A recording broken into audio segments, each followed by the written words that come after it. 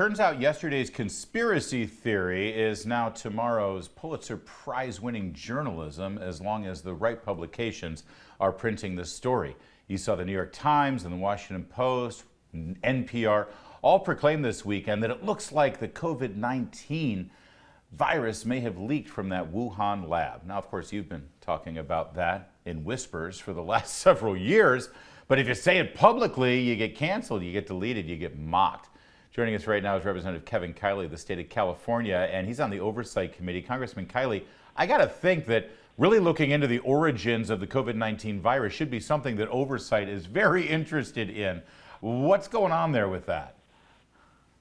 Well, certainly. I'm on the Judiciary Committee where a lot of oversight is going to be happening, and I know this is high on the list for the Oversight Committee as well. I mean, I think that we need to be looking at this from every single angle. I mean, when you look at the fact that you had, people in the highest levels of our government who lied to the American people, who censored the truth, who targeted people who actually were willing to speak the truth, and who did everything they possibly could to advance the preferred narrative of the Chinese Communist Party. It is one of the biggest scandals in our country's history. And I think it's going to be a very important responsibility of the House to get to the bottom of that in the weeks and months ahead. Of course, the Chinese Communist Party continues to lie about this. They say that the origin came from the U.S., and we brought it over to China, which is remarkable. They haven't cooperated with the World Health Organization. They haven't cooperated with the U.S. They're not our friends, Congressman Kiley. If it turns out that our investigation confirms what the Energy Department is now saying, and your investigation in the House confirms as well, what should be done with China? Well, I mean, that's a complicated question because, we are now facing, nefarious influence in so many quarters, and they're doing everything they possibly can. And we now have a whole select committee, by the way, that is dedicated to countering the threats from the CCP. But I do think that, now the evidence is becoming increasingly clear that this did originate in a lab and that the CCP did everything they could to cover it up. There needs to be accountability there, and there needs to be accountability for those in our own country who supported that narrative and who censored the truth. I mean, this is what you expect from China. Their modus operandi is rooted in propaganda, but our country is supposed to be based on something different. It's supposed to be based upon truth, on reasoned argument, upon a marketplace of ideas. And all of that was just completely shattered in the way this was all handled. Joe Biden, when he was running for president, and certainly in the first 2 years of his presidency, he expresses a lot of anger and frustration at Donald Trump when it comes to COVID-19. He doesn't seem to really have much concern about China's role in all of this.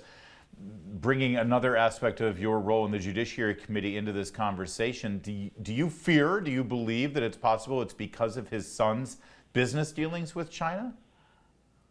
Well, I don't want to speculate as to his motivations, but I agree with your premise that, President Biden has not been nearly strong enough in demanding accountability for the CCP's role in starting, this pandemic, which, has completely sort of changed the course of history in many ways and caused, incalculable harm to our country. Of course, it wasn't just the virus itself. It was the response to it on the part of the Biden administration and the likes of Gavin Newsom and other just out-of-control state governors. But nevertheless, the fact that this appears to have originated in China and perhaps even funded by the U.S. government, there are a lot of angles that we need to come at this from and to get to the truth. Yeah, come on, Congressman. It's not like the COVID-19 had any sort of real impact here in America on our economy or on our children or on our health or on anything else.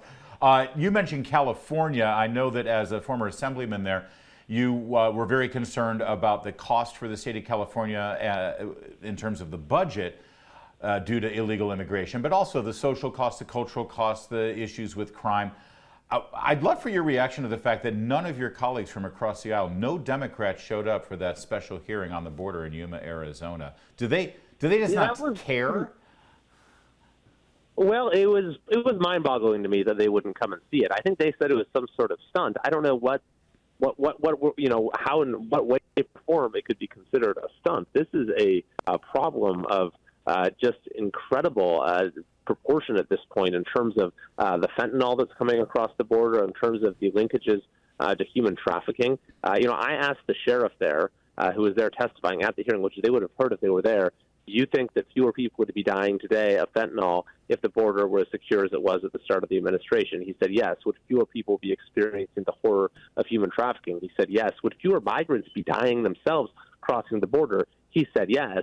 And apparently, some of our other folks on the committee didn't want to hear these facts. But I'll tell you, I came away with an even clearer understanding of the full scope of this border crisis. And the American people are demanding change. Democrat, Republican, Independent, they recognize that we simply cannot continue down the road that we're on. Of course, if you look at the legislative agenda in Sacramento, I know how much you must miss being in Sacramento during the legislative session, Congressman.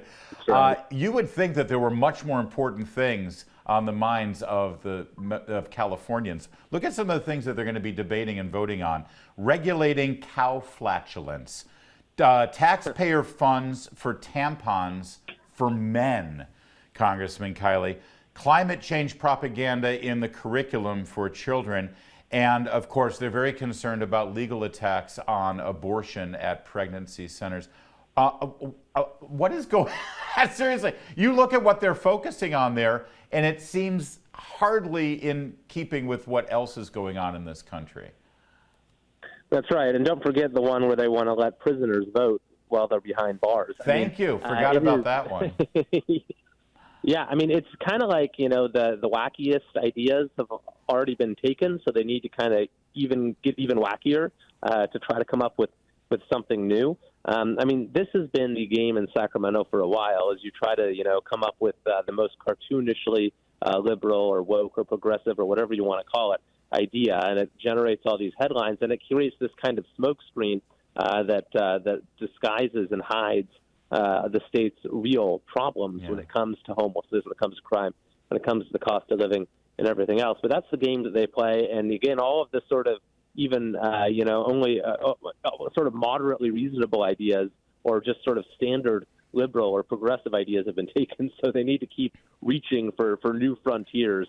And that gives us the sort of bills that you just listed. And of course, I would think anybody running against Gavin Newsom for president would be able to look at what kind of job he's done in California and his priorities, things like this that I just laid out there, and have a pretty easy time of it. That said, you've known this guy for a long time.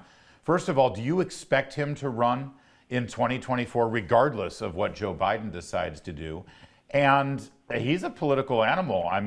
Do you fear that he'll actually be quite effective getting that Democrat nomination? I don't think he'd be a very effective candidate, and it's not clear that he would, challenge President Biden if he did decide to run for re-election, although, he certainly seems to be positioning himself for something. I'm not exactly sure what the plan is. I think that, he has managed to sort of glide by in California based on the largesse of large special interest groups and the fairly limited scrutiny that comes from a media perspective with being a governor. I think that if he were to step into the national stage with the scrutiny that comes at that level, and there would be real scrutiny as to what has happened to California on his watch, he would have a very difficult time presenting himself as a viable candidate. And if he did somehow manage to wrangle the nomination, I think it'd be a landslide victory on our side. One quick question here. Being in D.C. now for a few months, you must feel a little bit of home because Washington, D.C. has rampant crime now, major problems with homelessness, homeless encampments, and criminal vagrancy, open drug use in the National Mall. As a Republican, and a member of Congress, are you interested in Congress exercising their constitutional role here in Washington, D.C., and maybe affecting some of the policies that are being done by the Democrats who run this town? Because Congress does have a major oversight role here. Yeah, that's a very good point. And in fact, we've already done it. Just a couple weeks ago, we rescinded two of the measures passed by the D.C. Council. One of them was an incredibly soft on crime measure we rescinded, and the other would have allowed any illegal immigrant to vote in their election. Yeah. And we voted to rescind that one. And so, absolutely. It's just like you're in California. We're trying to make you feel at home here, Congressman Kiley. One of the freshmen of a very good class of freshmen in the Republican Party in this legislative session in Congress. Thanks for joining us. More to come on O'Connor Tonight.